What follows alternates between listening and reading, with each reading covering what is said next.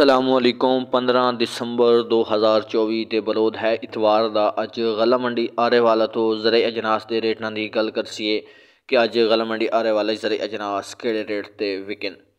ਉਸ ਦੇ ਨਾਲ ਮਕਈ ਦੀ ਗੱਲ ਕਰੀਏ ਤੇ ਮਾਰਕੀਟ ਕਾफ़ी ज़्यादा क्रैश हो चुकी है। मुख्तलिफ ਜਿਹੜੇ माल हैं वो 2700 ਤੋਂ ਲੈ ਕੇ 29 साढ़े 29 पौने 3000 रुपए तक विक रहे हैं। उस तो बाद ਜਿਹੜਾ सुक्का माल है ਉਹਦੀ मार्केट 32 साढ़े 3200 तक है। तो हाले तक तुसी साडे यूट्यूब चैनल में सबसक्राइब नहीं किया, फेसबुक में फॉलो नहीं किया तो फॉलो भी कर लो, चैनल सबसक्राइब कर लो, वीडियो में लाइक तो शेयर लाजमी करो। झोने की गल करिए तो जी 1509 की अज एक VIP तो टॉप क्लास का माल कटर वाला माल 5000 में सेल होया है। माशाल्लाह मार्केट ठीक है काफ़ी ज़्यादा। उस तो बाद 11-21 की मार्केट 5200 तो लैके 5400 रुपए तक मौजूद है गला मंडी आरेवाला के अंदर। अज सारे किसान वीरों को मुकम्मल अपडेट दी जासी मुकम्मल जरे अजनास की। तिलों की मार्केट की गल करिए तो 11000 तो लैके 15300 रुपए तक तिल विकते पे।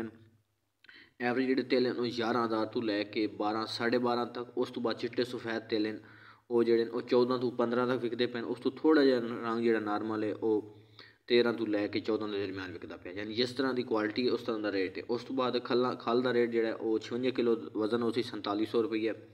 कपाह की मार्केट जी 7000 तो लैके 8900 रुपये तक है। रूई की जी मार्केट अज 16500 तो लैके 17700 रुपये का। चीनी के अंदर काफ़ी तेज़ी है 12400 रुपये कैश रेट सोमवार का ही। तो अज जो फुल जनवरी की शाम तक जी उम्मीद है जो रेट जनवरी तक पहुँचेगा वो 13040 रुपये तक पहुँच जाएगा। दां ये कुछ मंदा है तो रूटीन के जो रेट हैं रूटीन का रेट दसीए 4900 तो लैके 5200 रुपये रूटीन के रेट ने। एक दो जी ठेरी है वो फिर उत्ते 53-54 विक रही है, लेकिन रूटीन का रेट जो 4900 तो लैके 5200 रुपये तक। 11-21 का 1509 के अंदर अज थोड़ा जहा मंदा वेख्या गया 4400 तो लैके 5000 रुपये तक कैश माल विकया रूटीन पेमेंट नाल। 17-18 का मंदा चलता पे धांज 4700 तक 4700 तो लैके 5000 तक है। एवरेज रूटीन की गल करिए तो 4500 तो लैके 47 48 साढ़े 48 4900 तक भी विकता पे। गंदम मार्केट थोड़ी जी क्रैश कर गई। अगले दिन जो रेट सन वो दसे सन 3050 रुपये तक विकया है, लेकिन अज गंदम वेखी नहीं गई। लेकिन खबर सुनने आई हैं कि 29 साढ़े 2900 तक मार्केट जी गंदम की पहुँच चुकी है। उस तो बाद चावल मार्केट के अंदर तेज़ी है 9600 तो लैके 10400 रुपये तक। स्टीम वाले चावल 11-21 चावल 11000 तक मजीद 400 रुपये तेज़ी की आवाज़ है कराची साइड तो।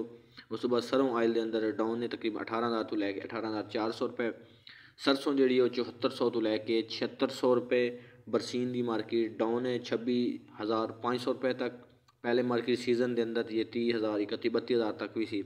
बाजरे मार्केट मंदा 3200 तो लैके 3300 रुपये तक विकती पे। उस बाद मकई मार्केट 2500 तो लैके 3100 रुपये। मकई के अंदर काफ़ी मंदा। लाल जवार की गल करी 4800 तो लैके 5300 रुपये तक विकती पई है। पीली सरसों 8000 तो लैके 8200 8300 तक विकती पई है। तो गला मंडी उकाड़ा के अंदर 1847 1509 मूंजी 4500 तो लैके 5000 रुपये तक फरोख्त हो रही है। ऐसा अज दे रेट। वीडियो अच्छी लगी है तो रेट ना मुतमईन हो तो वीडियो ने लाइक करो, चैनल से पहली बार आए तो चैनल सब्सक्राइब करो, टिकटॉक अकाउंट फॉलो करो। मिलते हैं एक नई वीडियो नाल। शुक्रिया।